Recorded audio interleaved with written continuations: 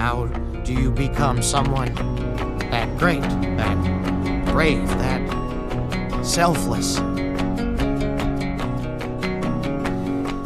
I guess you can only try.